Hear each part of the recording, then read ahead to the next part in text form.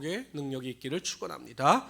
오늘은 신명기 3장입니다. 구약성경 264페이지를 찾아주시기 바랍니다. 구약성경 264페이지 신명기 3장입니다.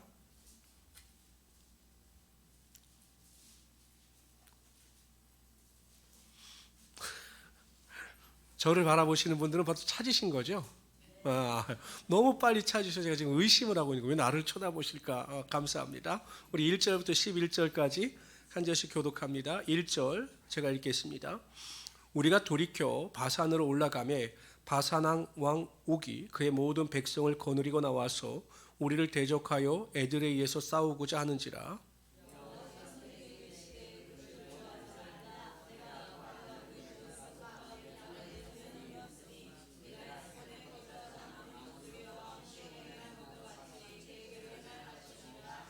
그때 우리가 그들에게서 빼앗지 아니한 성읍이 하나도 없이 다 빼앗았는데 그 성읍이 60이니 곧 아르곱 온 지방이요 바산에 있는 옥의 나라이니라.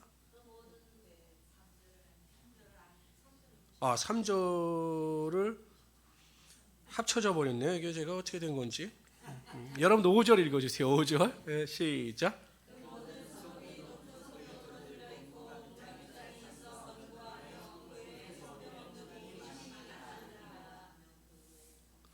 우리가 헤스본 왕 시온에게 행한 것 같이 그 성읍들을 멸망시키되 각 성읍의 남녀와 유아를 멸망시켰으나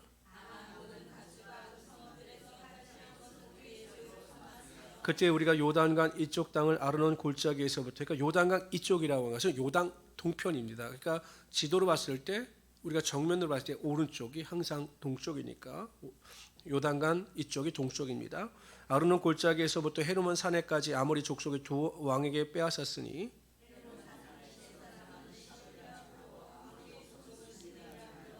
우리가 빼앗은 것은 평원의 모든 성읍과 길르압 온 땅과 바산의 온 땅 곧 옥의 나라 바산의 성읍 살르가와 에드레이까지이니라.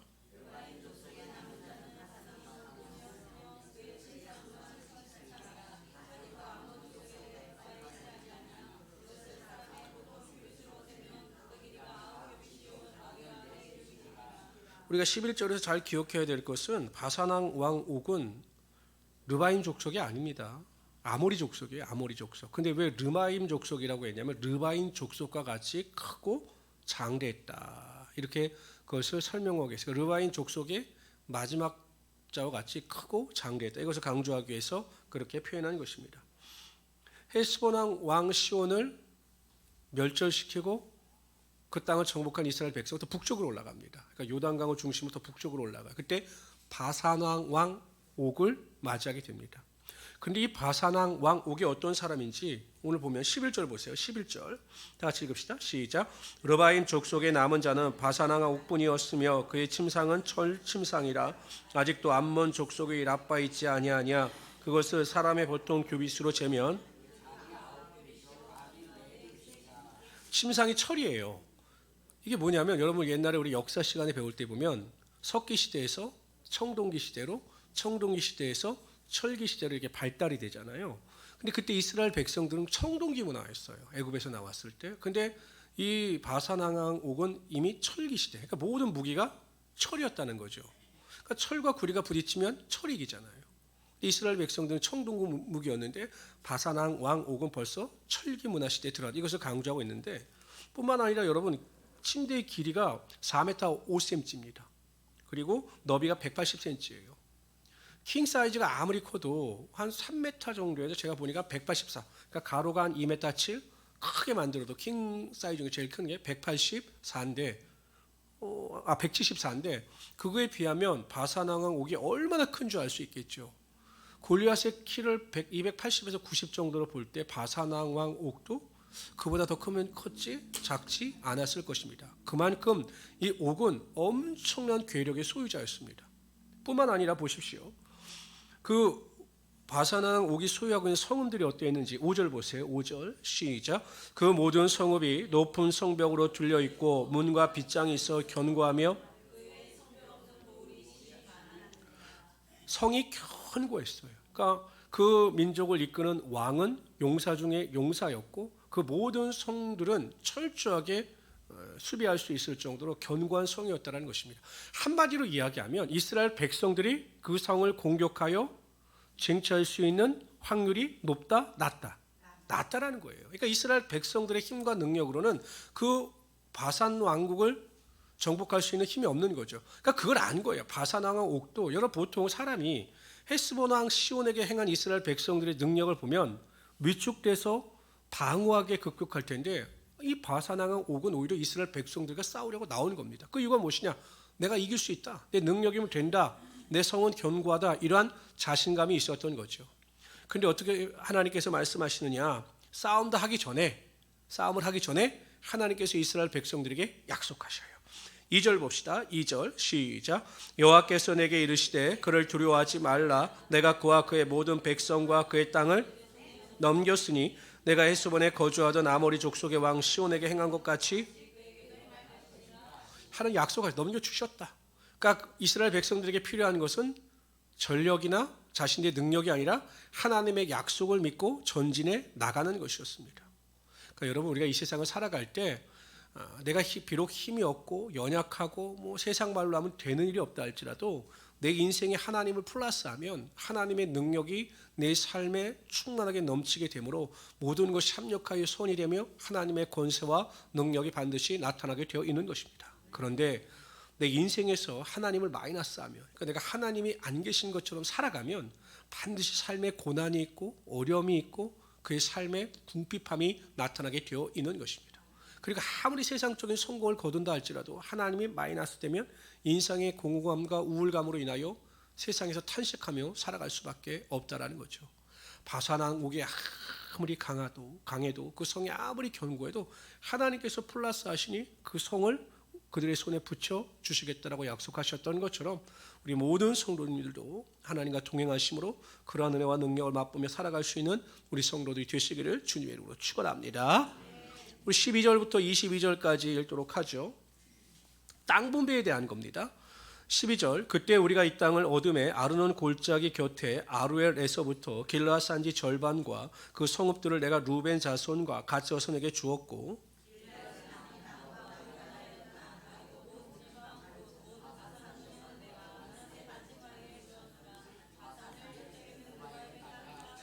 그래서 르바임 땅이라 불렀기 때문에 아까 르바임 족속 이렇게 말할 수 있었던 거예요.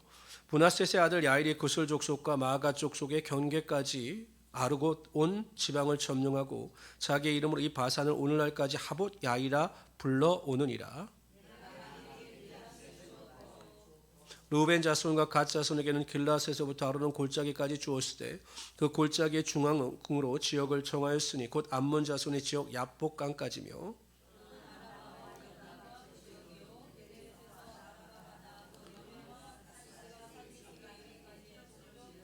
그때 내가 너에게 명령하여 이르기를 너희 하나님 여호와께서 이 땅을 너에게 주어 기업이 되게 하셨은즉 너희 군인들은 무장하고 너희 형제 이스라엘 자손의 선봉이 되어 건너가되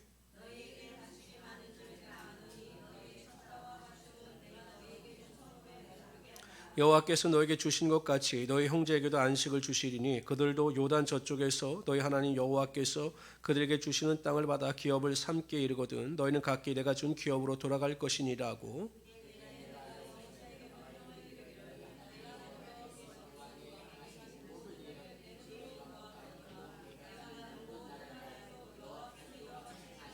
(22절) 다 같이 읽읍시다. 시작.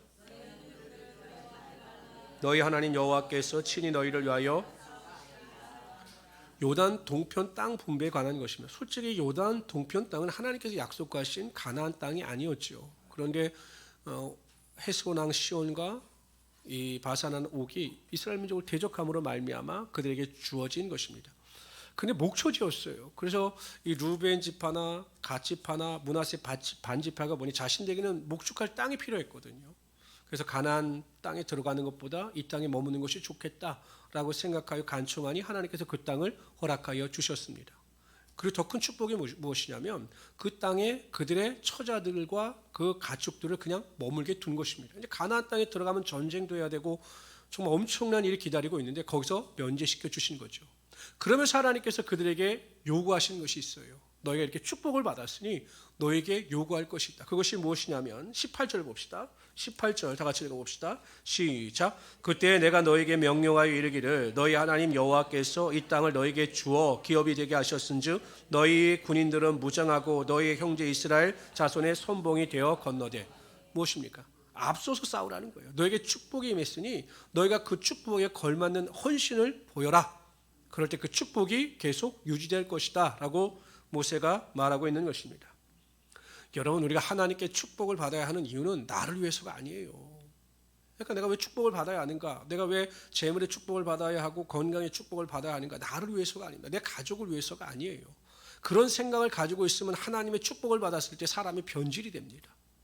하나님께 내가 축복을 받아야 하는 이유는 축복을 받아서 그 축복의 영광을 하나님께 돌리고 또 더 많은 것으로 하나님의 일을 감당하기 위해서 하나님의 축복을 필요로 해야 하는 것이죠. 그럴 때 하나님께서 하늘의 문을 여시고 더 좋은 것으로 반드시 우리의 삶에 하나님의 축복의 능력이 임하게 하여 주시는 것입니다. 근데 참 아이러니하게도요, 성경도 그렇고 제가 목회를 해봐도 그렇고 이 하나님의 은혜 가운데 믿음 안에서 축복을 받게 되면 사람이 변화가 돼서 더 좋은 방향으로 나가는 게 아니라 오히려 그 축복으로 인해서 변질돼서 잘못된 길을 걸어가는 경우가 허다하게 많음을 보게 됩니다. 이 목회자들을 만나서 이야기하다 보면 그 안타까운 이야기를 많이 나누는데 그런 경우가 대부분이에요. 축복받아서 믿음 생활 때 열심히 했다. 부자가 되고 승진이 돼서 하나님의 일에 더 헌신하더라. 이게 아니라 물질을 모으니 교만해졌고 또한 진급을 하니 회사 일에 바빠서 예배생활 제대로 못하더라. 이렇게 되더라는 거죠. 제가 아직도 기억나는 어느 목사님의 이야기인데 그분이 교회 집사님 한 분이 계셨습니다. 이분이 개척교회 때부터 같이 했던 분이에요. 그런데 고아였어요. 고아였으니까 여러분 그 남자가 얼마나 그 집사님이 어렵게 살았겠습니까? 그래서 악착 같은지라 고아원에서 나와서 혼자 또 독립하고 야간 대학교 나와서 그래도 대기업에 들어가고 그리고 또 좋은 아내를 만나서 가정을 이뤘어요. 그러니까 이 목사님이 보기엔 너무 안쓰러운 거죠. 그 인생을 보니까 너무 가엾잖아요. 그래서 그 목사님이 그 집사님을 위해서 기도해 주시고 또 안수 집사로 세우시고 뭐 그렇게 노력을 하셔서 참 아름답게 신앙생활을 하는데 하는 이제 목사님께 상담을 하더랍니다. 목사님, 제가 아무래도 직장 생활로는 조금 힘이 드니 제 사업을 하는 게 어떻겠습니까? 그때가 IMF 때였다라고 그러는 것 같은데 그래서 그래도 그냥 어려운데 되겠느냐. 그래서 우리 기도해보자. 그런데 이제 그 전기 관련된 일이 아주 대박이 나는 겁니다. 뭐 하는 공사마다 막 대박이 나고 그러니까 이 집사님 또 더 열심을 내는 거죠. 하나님께서 해주셨다고. 그런데 이게 너무 큰 성공을 거두는 거예요. 자신이 생각하는 것 이상으로 큰 성공을 거둬서 좋은 집으로 좋은 차 끄니까 이제 그때부터 이 집사님이 성도들을 판단하기 시작하는 겁니다. 왜 너는 나처럼 못 사냐? 왜 너는 나처럼 안 되냐? 막 성도를 판단하고 너는 이래서 안 된다, 저래서 안 된다. 막 지적질하기 시작하더라는 거죠. 나중에 목사님이 보니까 목사님 보기에도 너무한 것 아니겠어요? 교회에서 분란만 일으키니까. 그러면 집사님, 그건 제가 관여할 영역이니까 하지 마시라고. 그럴 때 이제 목사님을 대적하는 거죠. 그래서 제가 교회 안수 집사인데 뭐 아주 대적을 하니까 이제 목사님이 계속 책망하니까 뭐 결국 교회를 어떻게 했겠습니까? 떠나갔죠. 교회를 떠나가고 나중에 보니까 믿음 생활도 제대로 안 하다가 목사님 하시는데 가정도 이혼을 했다라는 거예요. 목사님 그 집사님만 생각하면 지금도 굉장히 가슴이 아프시다라는 말을 많이 합니다. 그 과연 축복이 하나님의 복인지 때로는. 근데 중요한 건 그거예요. 내가 하나님이 주시는 복을 관리할 수 있는 능력만 있다면 어떠한 복도 하나님께서 우리에게 다 허락하여 주십니다. 그러나 이 정도로 충분하다. 너는 이 정도로 만족하면서 믿음 안에서 최선을 다해서 살아가라. 라고 하나님께서 그만큼 주신다면 또한 그것 또한 감사하면서 살아가야 한다는 것입니다. 우리가 살아도 주를 위하여 살고 죽어도 주를 위하여 산다. 이러한 믿음의 각오를 가지고 살아갈 때 하나님께서 하늘의 문을 여시고 그러한 자들에게 신령한 복과 땅의 기름진 복으로 채워주신다는 거죠. 샘물 있죠, 샘물. 전 솔직히 샘물을 못 봤어요. 옛날에 우물은 봤는데 저는 우물이 참 신기했어요. 막 두레박으로 이렇게 물을 뜰 때 보면 저희 이렇게 옛날에 안양이 시골이었거든요. 이 안양에 오면 서울에서 오면 저희 그 이모님 댁이 우물이었는데 이렇게 물을 뜨는 거예요. 두레박으로. 근데 그 밑에서 물이 계속 나오잖아요. 계속 샘물을 따는 거죠. 그러니까 그 물을 퍼내도 계속 물이 채워지는 겁니다. 만약 그 물을 떠내지 않으면 어떻게 될까? 그냥 넘쳐서 버려지게 되는 거죠. 하나님이 주시는 축복은 나눠야 그 은혜가 있는 거예요. 성도들을 위해서 나누시고 또한 여러 이웃을 위해서 나누시고 하나님을 위해서 나눌 때 하나님께서 또 새로운 것으로 채워주시고 하나님의 놀라운 복이 반드시 임하게 하여 주신다라는 거예요. 제가 이런 간증은 잘 안 하는데 어떤 성도 하나가 저희 교회 성도였는데 감사원금을 이것도 오해하면 안 되는데 오해는 하지 마세요. 제가 이제 선교를 갈 때 저에게 이제 감사원금을 주셨어요. 근데 그분이 감사하니까 드렸겠죠. 근데 나중에 그분이 간증하기를 선교를 위해서 제가 이제 선교 가서 그것을 또 그 선교에 계신 분들에게 드렸거든요. 그때 그 이야기를 하는 목사님 그거를 목사님한테 드렸더니 제가 한 달 뒤에 10배로 받았습니다는 거예요. 안 나올 때도 돈이 10배로 나왔대요. 그분이 하는 말이 더 드릴 걸. 더 드릴 걸. 하나님은 그러한 하나님이세요. 인색한 자에게 인색하시고 하나님께 대하여 모든 것을 드리고자 하는 자, 물질뿐만 아니에요. 시간도 그리고 내 삶을 드리고자 하는 자에게 여러분들을 통해서 복이 반드시 흘러 넘치게 하여 주신다는 거죠. 가정도 잘 되고 모든 자녀들도 잘 되는 축복의 능력이 임하게 하여 주신다는 것입니다. 이런 믿음을 가지고 승리하시는 우리 성도 되시기를 주님의 이름으로 축원합니다. 우리 23절부터 29절까지 읽도록 하죠. 23절 제가 읽겠습니다. 그때 내가 여호와께 간구하기를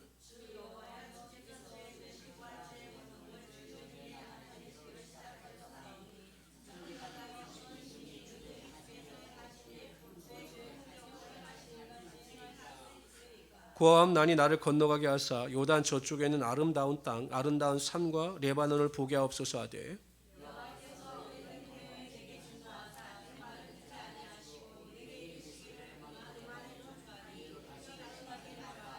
이게 이제 그 모세에게 하나님께서 명령하셔서 너는 가나안 땅에 못 들어간다. 그 무리바 사건을 통해서 그 반석을 명하내지 않고 마치 네가 물을 내는 것처럼 반석을 쳐서 낸 사건 때문에 너는 이제 못 들어간다. 이 말에 이제 모세가 계속 하나님께 나도 들어갈 수 있게 해달라고 간구하지만 하나님께서 거절하시는 것입니다.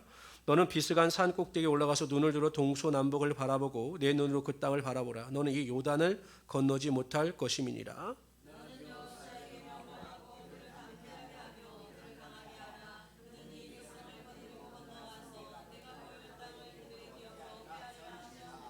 (29절) 읽읍시다. 그때 우리가 벳부을 맞은편 골짜기에 거주하였느니라. 단지 하나님께서 그 무리바 사건에서 모세가 혈기를 부렸다고 해서 가나안 땅에 못 들어가게 하셨을까? 그런 하나님은 아니시거든요. 그래서 왜 그럼 하나님께서 가나안 땅에 들어가서 그 땅을 정복하고 그 땅의 아름다움을 경험할 수 있는 기회를 모세에게 허락지 아니하셨을까? 우리 큐티는 그렇게 해석을 하더라고요. 어떻게 해석하냐면 만약에 모세가 가나안 땅에 들어가서 지도자로서 큰 능력과 하나님의 기적을 나타내 보이게 되면 사람들이 모세를 따르게 될 것이고 그로 인하여 모세가 교만하게 될 것을 염려하여 하나님께서 그것을 여호수아에게 주었다 이렇게 해석을 하는데 제가 보기에는 아닌 것 같아요. 모세가 그럴 정도의 사람은 아니거든요. 그럼 좀 제가 보기엔 조금 우리 큐티가 좀 더 나간 해석이고 제가 신명기 강해를 금요일 날 하면서 한번 설명을 드렸어요. 뭐라고 설명을 드렸죠? 4월 17일 날 설교한 건데 감사합니다. 우리 아들을 탓할 필요가 없어요. 제가 그때 이렇게 설명을 드렸어요. 하나님께서 이 땅의 가나안보다는 하나님의 영원한 나라 그 천국의 가나안을 모세에게 선물로 주시기 위해서 그렇게 하신 것이다. 제가 목회를 하다 보면 정말 알 수 없는 죽음을 목도할 때가 있어요. 목사님들도 그렇고 성도님들도 그렇고 왜 하나님께서 이런 분들을 이렇게 일찍 데려가실까라는 생각을 할 때가 있어요. 좀 더 사셨더라면 많은 사람들에게 영향도 주고 가족들도 좋았을 텐데 왜 이러한 사람을 그냥 확 데려가실까라는 생각이 들 때가 있는데 그때마다 저에게 주시는 그 마음과 위로는 이 땅보다는 하나님의 나라가 완전하고 행복하기 때문에 됐다. 내 새하명을 완전히 이루었으니 너는 그만 나랑 같이 그냥 하나님 나라에 거하자라고 데려가시는 것 같아요. 에녹 같은 경우도 하나님께서 그를 기뻐하신 자리 그냥 데리고 가시지 않으셨겠습니까? 그러니까 모세도 그러한 입장에서 하나님께서 그를 여기까지다 하고 가나안 땅에 들어가지 못하게 하신 후 하나님의 나라로 이끄신 것 같아요. 모세 입장에는 지금은 섭섭할까요? 섭섭하지 않을까요? 모세 입장에서 가나안 땅에 들어가고 싶은데 안 된다라고 해서 모세는 섭섭했을까요? 섭섭하지 않았을까요? 섭섭했어요. 그러나 천국에 올라갔다면 말이 바뀌겠죠. 야, 나 그때 가나안 땅에 들어갔다면 큰일 날 뻔했겠다. 아니 이 좋은 곳으로 하나님께서 인도하셨는데 그 가나안 땅에서 그냥 또 전쟁하느라고 이스라엘 백성들 원망불평 들어가면서 또 살았으면 내가 얼마나 힘들었을까. 아하, 하나님께서 이래서 나를 그냥 가나안 땅이 아니라 바로 천국으로 인도하셨구나라는 것을 분명히 깨달았을 것입니다. 우리가 구하는 것이나 생각하는 것이 우리 기준에서는 최상과 최선이 될 수 있지만 오히려 하나님은 그것을 막으시고 항상 더 좋은 곳으로 채워주신다는 것입니다. 제가 몇 번 말씀드렸지만 제가 재수를 할 때는요 정말 열심히 공부도 했고 또 원하는 학교에 저는 이제 교사가 꿈이었습니다. 그때 이제 서울대 사범대는 그 임용고시 자체가 없었어요. 제가 갈 때는 그냥 국립대를 나오면 바로 고등학교 교사가 됐어요. 근데 저희 체육 선생님이 저를 유혹할 때 그냥 교사하지 말고 여름에 조금 노력하면 장학사가 될 수 있고 장학사를 조금 하면 국립대학교 교수가 될 수 있으니까 그 길을 저에게 이렇게 안내해 줬어요. 그러니까 제가 고등학교 때 생각해도 인생에 그렇게 편한 게 없겠더라고요. 뭐 친구들은 법관이 되겠다, 뭐 의사가 되겠다 꿈을 꾸는데 나는 체육교사가 되겠다고 하니 그들 입장에서 보면 제가 얼마나 한심했겠습니까? 근데 보세요 여러분, 1년에 몇 달 놉니까? 4달 놀아요. 4달. 여름하고 겨울. 그때 월급 다 나오죠. 그렇죠? 체육 선생님은 담임을 안 맡았어요. 그러니까 스트레스 받을 일이 없어요. 그리고 저희 체육 교사실은 따로 있었어요. 완전 무법지대였어요. 그리고 이 체육 선생님들이 주로 누구하고 결혼하나 제가 자세히 봤더니 무용 선생님들하고 결혼하더라고요. 그러면 교사, 그럼 월급을 계산해 봐도 이게 답이 딱 나오는 거예요. 왜냐면 그 당시에 우리 체육 선생님들만 좋은 차를 끌고 다녔어요. 그 체육 선생님들이 저를 유혹한 거죠. 저는 원래 의대를 가고 싶었거든요. 야, 재관아, 너 의대 가봤자 소용없다. 86년, 88년 우리나라가 아시안 게임이 끝나고 88 올림픽이 끝나면 사회체육이 일반화, 그러니까 그분들은 통찰력이 있었던 거죠. 생활체육이 일반화되면 이 체육이 사회에 미치는 영향이 크기 때문에 체육 쪽에 관련된 일을 하면 네가 좋은 일이 될 것이다. 그래서 여러분 그 체육교육과 중에 지금 국회의원 된 분도 있어요. 그래서 그런 꿈을 가지고 막 열심히 했죠. 재수도 했죠. 나중에 제가 재수하고 면접을 가니까 그 교수가 저를 기억하더라고요. 또 왔냐고. 왜냐하면 아깝게 그때 떨어지고 저를 기억하더라고요. 그래, 올해 좀 잘했어. 아니 기억하는데 또 떨어졌죠. 근데 제가 그때 정말 억울했던 게 뭐냐면 저는 그날 재수를 하면서도 주일성도 똑바로 했고 열심히 했는데 제 친구 중에 교회를 다니는데 주일성수도 안 하고 뭐 얼렁뚱땅한 한 애가 시험을 너무 잘 봤어요. 그래서 단대 치대를 친 거예요. 그러니까 제가 얼마나 화가 납니까? 나는 정말 열심히 했는데 이 모양 욕골이 됐고 제 친구 잘 되니까 하나님께 화가 났죠. 신학교에 들어가서도 마찬가지였어요. 여러분 학교도 그렇고 다니고 싶지가 않아요. 뭐 그 캠퍼스에 대한 그래도 환상이 있었는데 여자 그 동역자들은 이게 여자인지 남자인지도 모르겠고 1학년짜리가 본고 승합차나 끌고 돌아다니고 전도사라고 화장도 안 하고 있죠. 그러니까 학교에 대한 재미도 없지, 믿음도 없지, 또 방황했죠. 그러다 돌고 돌아서 제가 목사가 되었습니다. 목사가 되었어요. 근데 지금 어떨까요? 여러분들 믿음에 맡기겠습니다. 네, 좋아요. 왜냐하면 이게 나에게 맞구나. 이게 맞구나. 그리고 정말 하나님께서 나를 부르시지 아니하셨으면 내가 어떻게 되었을까? 아마 세상을 사랑해서 믿음에서 제가 그런 생각을 합니다. 내가 목회자가 아니라면, 정말 목회자가 아니라면 여러분들처럼 수요예배, 금요기도에 주일 예배를 빠지지 않고 나오고 주일날 교회에서 헌신하는 모습을 보일까? 제 스스로도 예스라고 대답할 확신이 없어요. 그러니까 하나님께 저를 잘하신 거예요. 너는 안 돼. 너는 목사가 안 되면 세상으로 나갈 확률이 높아. 목회자로 해. 그래서 부르셨는데 지금 생각해보면 그때 하나님께서 제 앞길을 막으신 것이 축복이고 그 당시에는 섭섭하고 억울했지만 지금 돌이켜보면 10년, 20년이 뒤돌아본 이후에 보면 하나님께서 하셨구나라는 생각을 하게 되더라는 것입니다. 뿐만 아니라 제가 또 그것도 생각해요. 그럼 하나님, 제가 재수할 때보다 고3 때 성적이 더 좋았는데 왜 고3 때 신학교를 보내시지 않고 1년 동안 그렇게 저를 고생시키셔서 신학교를 보내셨습니까? 라는 기도를 했어요. 근데 그것도 제가 응답이 없다 언제 알았냐면 청년 사역을 하면서 알았어요. 제가 청년의 사역을 할 때 재수생들이 그렇게 많았어요.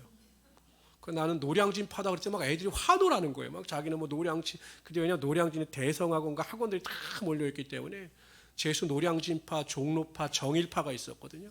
나 노량진파라고 하니까 막 노량진파에 대해 너무, 그때 대표적인 인물이 양성일 회장이었어요. 양성일 회장이었어요. 그러니까 내가 그때 재수를 하면서 아이들과의 친밀감도 높아지고 그들과의 관계성 속에서 많은 것을 목회 가운데 큰 은혜를 받을 수가 있었습니다.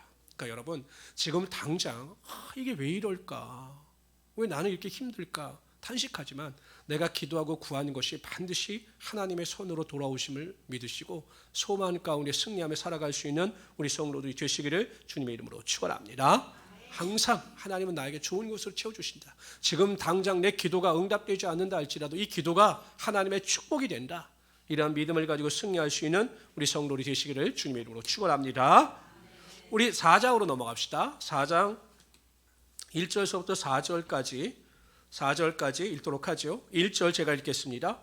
이스라엘아, 이제 내가 너희에게 가르치는 규례와 법도를 듣고 준행하라. 그리하면 너희가 살 것이요 너희 조상의 하나님 여호와께서 너에게 주시는 땅에 들어가서 그것을 얻게 되리라.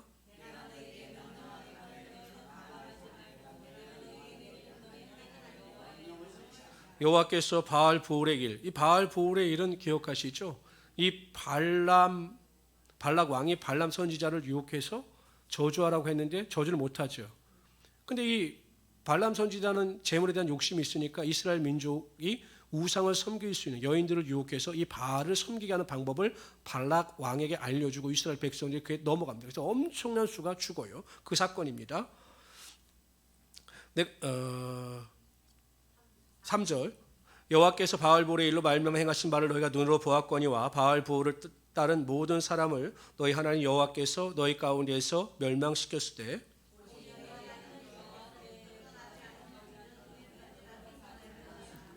그러니까 여러분 여기서 모세는 하나님을 통해서 무슨 말씀을 주시냐면 인간의 삶과 죽음이 무엇에 달렸는가에 대해서 설명해요. 인간이 이 세상을 바르게 생존할 수 있는 방법이 무엇인가, 이것이 무엇인가에 대해서 설명합니다. 1절 보세요. 1절 규례와 법도를 듣고 준행하라. 그래야만 너희가 살 것이다. 그러니까 하나님의 말씀대로 순종하면 살아가게 된다는 거죠. 그러나 바알보울의 사건처럼 하나님의 말씀에 불순종하면 반드시 저주가 임하고 죽임을 맞이하게 될 것이다. 이렇게 말씀하고 있습니다. 또한 4절에 보십시오. 4절 다 같이 읽읍시다. 오직 너희 하나님 여호와께서부터 떠나지 않은 너희는 오늘 하나님의 말씀에 순종하여 하나님과 동행하는 삶을 살아갔던 너희는 다 생존하지 않았느냐. 결국 인간이 이 세상을 살아갈 수 있는 방법은 하나님의 말씀에 절대 순종함으로 하나님과 동행하면서 살아가는 방법입니다. 자신의 지혜와 명철과 능력을 의지하지 않고 오직 하나님의 말씀에 절대 순종하는 자들에게 하나님께서 살 길을 예비하시고 그들의 삶에 반드시 하나님의 축복이 임하게 하여 주신다는 거죠. 그래서 여러분 미련해 보인다 할지라도 반드시 하나님의 말씀에 철저히 순종할 수 있는 우리 성도들이 되시기를 주님의 이름으로 축원합니다. 우리 5절 6절 다 같이 읽읍시다. 한 목소리로 읽습니다. 시작. 명령하신 대로 규례와 법도를 너에게 가르쳤나니 이는 너희가 들어가서 기업으로 차지할 땅에서 그대로 행하게 하려 함인즉 너희는 지켜 행하라. 이것이 여러 민족 앞에서 너희의 지혜요 너희의 지식이라. 그들이 이 모든 규례를 듣고 이르기를 이 큰 나라 사람은 과연 지혜와 지식이, 그러니까 어떻게 하나님께서 하나님 말씀에 순종할 때 잘 사는 법을 또 잘 사는 길을 인도하시느냐. 오늘 본문에 보면 지혜와 지식을 주신다는 거예요. 그러니까 하나님의 말씀을 읽고 말씀대로 행하면 그것이 지혜요 지식이라는 거죠. 그러니까 여러분 하나님의 말씀을 가까이 하고 하나님의 말씀을 묵상하고 하나님의 말씀대로 행하는 자 치고 어리석은 자가 없어요. 그러니까 제가 그런 걸 많이 보는데 예전에도 보면 제가 다니던 그 교회에 권사님이 계신데 초등학교도 못 나오시고 한글도 못 읽으셨거든요. 그런데 성경을 읽으면서 한글을 깨우치셨고 기도하실 때 보면 대학교 나온 사람들보다 그 기도를 할 때 막 단어나 이런 게 정말 아름다워요. 그게 학벌이 그것을 가능케 하는 것이 아니라 하나님이 주시는 지혜, 말씀을 통한 지혜와 지식이 그분을 그렇게 풍성한 삶을 살아갈 수 있도록 하여 주셨던 거죠. 하나님께서요 말씀대로 살아가게 되면 모든 판단을 할 때, 결정을 할 때 하나님의 지혜를 부어주셔요. 지식으로 함께하여 주십니다. 그래서 우리가 모든 것을 넉넉히 이기며 살아갈 수 있게 된다는 것이죠. 그래서 항상 하나님의 말씀을 가까이 하고 하나님의 말씀에 순종할 수 있는 우리 성도들이 되시기를 주님의 이름으로 축원합니다. 베드로 같은 경우 보십시오. 그 공회에서 막 설교할 때, 잡혀서 할 때 그 율법을 많이 아는 그 산헤드린 공회 사람이 놀라요. 아니 기껏 물고기나 잡는 무식한 어부인 줄 알았더니 그 말하는 것이 너무나 뛰어났기 때문에 막 감탄을 합니다. 그 무엇이냐? 하나님께서 그에게 지혜와 지식, 성령의 충만함을 통해서 지혜와 지식을 허락하여 주셨기 때문에 사도 바울이 율법에 능한 자처럼 그렇게 설명할 수가 있었던 것입니다. 그러므로 여러분 항상 하나님의 말씀 가운데 지혜를 통하여 승리할 수 있는 우리 성도 되시기를 주님의 이름으로 축원합니다. 우리 7절을 읽도록 하죠. 7절 다 같이 읽습니다. 시작. 때마다 우리에게 가까이 하신 것 같이 그 신이 가까이함을 얻은 큰 나라가 어디에 있느냐. 갑자기 말씀 이야기를 하시다가 또 모세가 기도에 대한 이야기를 해요. 그러니까 여러분 결국 이 신명기 4장에서 핵심은 우리의 삶을 윤택하게 하고 우리의 삶을 복되게 하는 두 가지는 하나님의 말씀과 기도라는 거예요. 하나님의 말씀으로 깨어있고 기도로 깨어있는 자는 하나님께서 복 주고 복 주시며 하나님의 능력이 반드시 임하게 하여 주신다는 거죠. 보세요. 하나님의 말씀을 가까이 하면 아까 붙어있는 자가 된다라고 말씀했죠. 하나님의 말씀을 가까이 하면 하나님께 우리가 기도하면 하나님께서 우리를 가까이 하신다라고 말씀하셨습니다. 그러니까 하나님과 동행하는 방법은 두 가지입니다. 하나님의 말씀과 기도죠. 우리의 작은 탄식에도 귀를 기울이신 하나님, 그 하나님께서 우리의 기도 가운데 반드시 응답하여 주시는 것입니다. 제가 아이 엄마들을 보면요, 아이들이 옹알이를 해요. 난 무슨 말인지 못 알아듣겠는데 그 엄마들은 다 알아듣더라고요. 무슨 의미로 말하는지 저는 잘 모르겠어요. 근데 엄마들은 그 아이들의 필요를 다 알아요. 그게 모성이거든요. 하나님의 사랑은 우리의 작은 신음도 다 들으시고 그 신음 속에 내포되어져 있는 우리의 마음의 원통함도 다 아시는 거예요. 그래서 항상 하나님 앞에 나와 겸손한 마음으로 무릎 꿇는 자에게 하나님께서 원통함도 다 수리하여 주시고 마음의 소원도 이루어 주시고 슬픔이 떠나가게 하시며 항상 기쁨과 소망이 흘러 넘치게 하여 주시는 것입니다. 이런 믿음을 가지고 기도하고 말씀을 가까이 할 수 있는 우리 성도들이 되시기를 주님의 이름으로 축원합니다. 우리 8절부터 14절까지 읽도록 하죠. 오늘 내가 너에게 선포하는 이 율법과 같이 그 규례와 법도가 공의로운 큰 나라가 어디에 있느냐.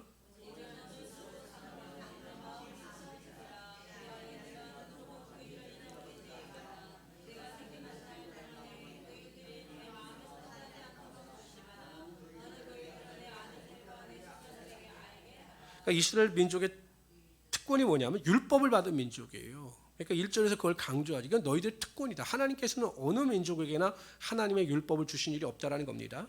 내가 호렙산에서 내 하나님 여호와 앞에 섰던 날에 여호와께서 내게 이르시기를 나에게 백성을 모으라. 내가 그들에게 내 말을 들려주어 그들이 세상에 사는 날 동안 나를 경외함을 배우게 하며 그 자녀에게 가르치게 하리라 하시매.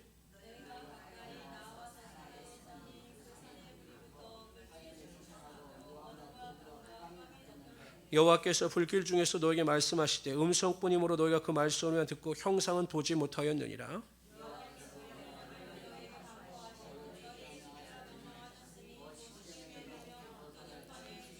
14절 다 같이 읽읍시다. 그때 여호와께서 내게 명령하사 너에게 규례와 법도를 교훈하게 하셨나니 이는 너희가 거기로 건너가 받을 땅에서. 하나님께서 이스라엘 백성들에게 율법과 규례를 주신 목적이 무엇인가? 왜 너에게 율법과 규례를 주신가에 대해 설명합니다. 10절이 나와요. 10절 다 같이 읽읍시다. 시작. 내가 오렙산에서 내 하나님 여호와 앞에 섰던 날에 여호와께서 내게 이르시기를 나에게 백성을 모으라. 내가 그들에게 내 말을 들려주어 그들이 세상에서 사는 날 동안. 그러니까 하나님께서 율법을 주시고 말씀을 주신 목적은 하나님을 경외하는 법을 배우게 하기 위해서다라는 거죠. 이 경외함이라는 것은 공경함과 두려움의 마음이거든요. 그러니까 하나님은 사랑의 하나님이시지만 공의의 하나님이시기 때문에 그 죄에 대해서는 심판하시고 말씀대로 살아가지 못하는 자들은 징계의 매를 드신다라는 것을 경험함으로 하나님께 대한 경외하는 법을 배우게 된다는 것입니다. 그러니까 여러분 하나님의 말씀을 제대로 알고 하나님의 말씀의 능력을 맛본 사람들은 하나님께서 공의의 하나님이 되심을 깨닫고 죄를 들고 하나님 앞에 설 수 없음을 알아요. 그러니까 정말 하나님께서는 하나님 말씀대로 살아가는 자를 축복하셔요. 그러나 하나님 말씀을 불순종하게 하나님의 징계를 내리시거든요. 그걸 내 삶에서 한번 계속 경험해 보십시오. 그러니까 그런 게 있어요. 우리 딸들을 키워보면 아버지가 사랑의 아버지가 되지만 공의의 아버지가 되어서 딸들에게 엄하게한 아버지에 대해서 딸들은 그 아버지가 뭐 귀가 시간이나 이런 것을 지키지 아니할 때 엄하다는 사실을 알기 때문에 아버지에 대한 이 경외, 두려움이 있어요. 그래서 항상 그것을 철저하게 지키죠. 근데 너무 좋은 아버지는 12시에 들어오든 1시에 들어오든 잠을 자고 들어오든 밤을 새고 들어왔는데 지금 출근하냐 이렇게 말하는 아버지는 그 딸들이 뭐 아버지에 대한 어떤 그 두려움이 없겠죠. 그러니까 하나님의 말씀을 믿고 그 하나님의 말씀대로 살아가는 자들은 반드시 하나님을 경외하게 되어 있다라는 것입니다. 그래서 여러분 죄를 멀리하고 거룩하게 살고자 하는 그 은혜가 있는 거예요. 왜? 하나님은 죄를 미워하시는 하나님이신 것을 알기 때문에 그러한 두려움을 가지고 살아가는 법을 배우게 하신다라는 거죠. 두 번째 말씀을 주신 목적이 뭐냐면 우리만 은혜 받지 말고 자녀들에게 가르치라는 것이에요. 자녀들에게. 제가 어저께 우리 아들하고 밥을 먹는데 우리 아들이 그러더라고요. 친한 친구가 있는데 아버지, 그 친한 친구 아버지가 장로님이신데 잠언서를 딱 손으로 써서 아들에게 선물로 줬어요. 내 친구에게. 그래서 제가 물어봐요. 너도 그걸 원하느냐? 뭐 그걸 원하는 건 아니고 나는 바빠서 못한다. 참 멋있지 않아요? 아버지가 다 잠언을 다 그냥 써가지고 장로님이신데 아들에게 주는 거예요. 근데 우리 아들이 그 아버지 장로님을 인정하더라니까요. 말씀으로 가르치고 말씀대로 살아가게 되면 아버지로서 존중을 받게 되고 그 자녀가 또 믿음 안에서 얼마나 아름답게 성장해 나가는지 모릅니다. 제가 누누이 말씀드리지만 이 세상의 가장 큰 축복은 여러분 예수 믿고 구원받는 축복이에요. 이 세상에서 어렵게 사는 것은 여러분 저주나 불행이 아닙니다. 예수 믿는 것이 가장 큰 축복이에요. 그 축복을 우리 많은 자들에게 나눠줄 수 있도록 최선을 다하며 살아가시고 반드시 하나님께서 그 축복이 여러분 삶 가운데 임하게 하여 주실 것입니다. 15절부터 31절까지 읽도록 하죠. 15절 제가 읽겠습니다. 여호와께서 호렙산 불길 중에서 너에게 말씀하시던 날에 너희가 어떤 형상도 보지 못하였은즉 너희는 깊이 삼가라.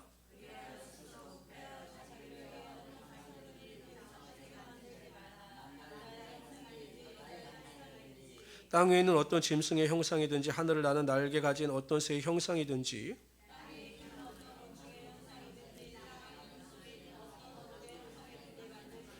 또 그리하여 네가 하늘을 향하여 눈을 들어 해와 달과 별들 하늘 위의 모든 천체 곧 너희 하나님 여호와께서 천하 만민을 위하여 배정하신 것을 보고 미혹하여 그것에 경배하며 섬기지 말라.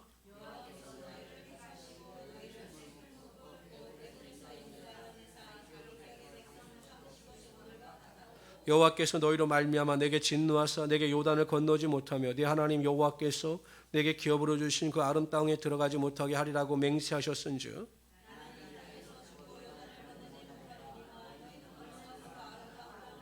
너희는 스스로 삼가 너희 하나님 여호와께서 너희로와 세우신 언약을 잊지 말고 내 하나님 여호와께서 금하신 어떤 형상의 우상도 조각하지 말라. 내가 그 땅에 아들을 낳고 손자를 얻으며 오래 살 때 만일 스스로 부패하여 무슨 형상의 우상이든지 조각하여 내 하나님 여호와 앞에 악을 행함으로 그의 노를 일으키면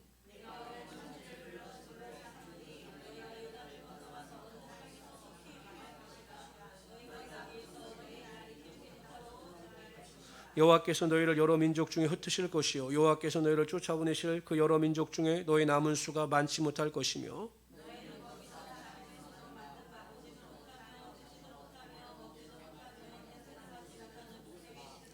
그러나 내가 거기서 내 하나님 여호와를 찾게 되리니 만일 마음을 다하고 뜻을 다하여 그를 찾으면 만나리라.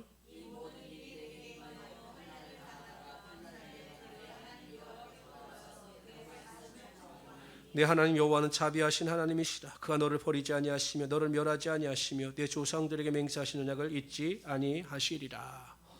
철저하게 하나님께서는 우상을 숭배하지 말라 명령하셔요. 그런데 어떤 일이 벌어집니까? 그렇게 하나님께서 염려하여 말씀하셨지만 이스라엘 백성은 여전히 우상을 섬김으로 말미암아 주전 586년에 완전히 멸망을 당합니다. 하나님께서 그것을 말씀하고 계시는 것이에요. 그러나 하나님은 자비의 하나님이 되시기 때문에, 또한 조상들과 약속하신 하나님이 되시기 때문에 그들의 민족을 회복시키셔서 다시 돌아오게 하시며, 또한 그 땅에 하나님의 축복이 임하게 하실 것임을 말씀하고 있는 것입니다. 성도 여러분, 하나님께서 금하신 우상을 숭배하지 아니하고 하나님을 사랑하는 자에게, 하나님만을 사랑하고 섬기는 자에게 반드시 하나님께서 축복과 은혜와 능력으로 함께하여 주시는 것입니다. 이 시대의 가장 큰 우상은 탐심이에요. 탐심. 골로새서 3장 5절을 다시 한번 읽어봅시다. 그러므로 땅에 있는 지체를 죽이라. 곧 음란과 부전과 사욕과 악한 정욕과 탐심이니 탐심은 우상 숭배니라. 절대 탐심을 부리지 마십시오.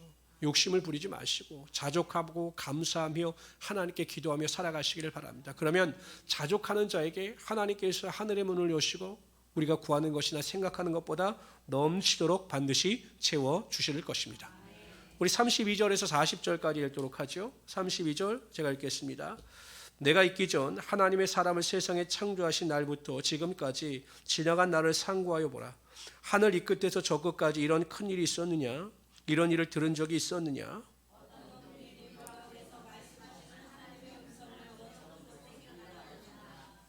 어떤 신이 와서 시험과 이적과 기사와 전쟁과 강한 손과 편팔과 크게 두려운 일로 한 민족을 다른 민족에게서 인도하여 낸 일이 있느냐? 이는 다 너희 하나님 여호와께서 애굽에서 너희를 위하여 너희 목전에서 행하신 일이라.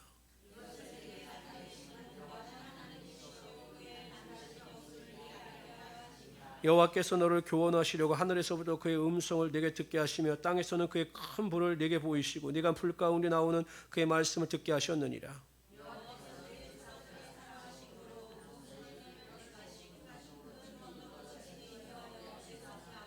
너보다 강대한 여러 민족을 내 앞에서 쫓아내고 너를 그들의 땅으로 인도하여 들여서 그것을 내게 기업으로 주려 하심이 오늘과 같으니라.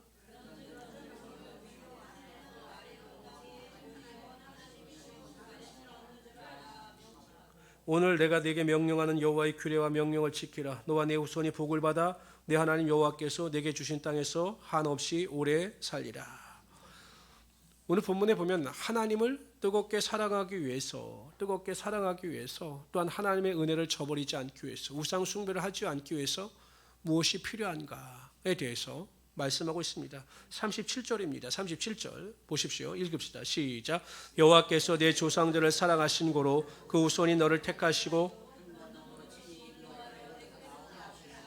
하나님께서 가장 강조하고 있는 것이 무엇이다? 내가 너희를 사랑한다라는 거예요.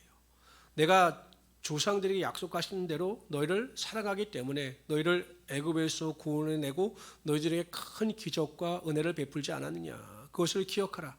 그러면 우상을 섬기지 아니하고 나를 사랑하게 될 것이다. 나를 섬기게 될 것이다. 라고 말하고 있습니다.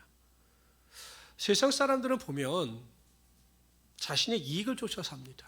아무리 그래도 항상 자신의 이익을 쫓아 살아요. 자매들에게 물어봅니다. 어떤 남편을 맡고 싶으세요? 어떤 남편의 이상형을 가지고 있습니까? 물어보면 뭐라고 이야기하면 다 이렇게 이야기해요. 나만을 죽도록 뜨겁게 사랑하는 남자면 됩니다. 라고 이야기를 합니다. 이런 남자가 존재할까요? 네. 자신만을 뜨겁게 사랑하고 자신만을 왕비처럼 손에 물도 묻히지 않고 받들어줄 남편을 원합니다. 라고 이야기를 합니다. 이런 자매는 못 받습니다. 내가 그 남자를 뜨겁게 사랑해서 그의 몸종처럼 그를 섬기며 그를 높이며 살아가겠습니다. 라고 하는 자매는 못 받습니다. 여러분들 생각해봐도 알지 않아요? 어떤 남자들을 원하셨습니까? 결혼할 때? 내가 몸종처럼 섬길 남자를 원했습니까? 나를 왕비처럼 높여줄 남편을 원했습니까? 왕비처럼이잖아요. 이 인간이 가지는 욕심이 항상 인간은 자신의 유익을 쫓아 결단하고 판단하게 되어 있다는 것입니다. 우상 숭배를 한 것도 결국 자신의 유익이에요. 왜냐하면 이 가나안 땅의 우상 바알, 아세라 이런 신들이 풍년과 관련된 신이거든요. 이런 거 섬기면 되겠죠. 우리가 제주도에 가면 돌 하루만 코를 만지면 아들을 낳는다. 그래서 맨날 그 코를 만져도 코가 없어졌잖아요. 자신의 유익이니까 그걸 믿는 거예요. 우상을 섬기는 거예요. 나에게 유익을 주니까. 그러니까 인간은 유익을 쫓아 살기 때문에 우상을 선택하는 겁니다. 그러나 그 인생은 결코 순탄치 않아요. 우리는 인생의 유익이 아니라 하나님이 주시는 믿음을 가지고 살아가야 합니다. 그래서 때로는 일이 나에게는 오히려 고통이 될 수도 있고 나에게 어려움이 될 수도 있겠다라고 생각하지만 그것이 하나님께서 원하시는 믿음의 길이기 때문에 좁은 문으로 들어갈 땐 좁은 문이지만 그 들어가는 순간 우리 인생 가운데 시온의 대로가 열리게 되어 있는 것입니다. 다른 사람들은 그 좁은 문만 보고 못 들어가죠. 그러나 그 뒤에는 시온의 대로가 있어요. 그래서 여러분 유익이 아니라 믿음을 가지고 선택하시고 믿음을 가지고 하나님 안을 섬기며 살아갈 수 있는 우리 성도들이 되시기를 주님의 이름으로 축원합니다. 41절부터 43절까지 갑자기 도피성 이야기가 나옵니다. 도피성 다 같이 읽어봅시다. 시작. 그때 모세가 요단 이쪽 해돋는 쪽에서 세 성읍을 구별하였으니 이는 과거에 원한이 없이 부주 중에 살인한 자가 그것으로 도피하게 하기 위함이라. 그중 한 성읍으로 도피한 자가 그의 생명을 보존하게 하기 위함이라. 하나는 광야 평원에 있는 베셀이라 르우벤 지파를 위한 것이요 하나는 길라 라몬이라 갓 지파를 위한 것이요 하나는 바산 골란이라.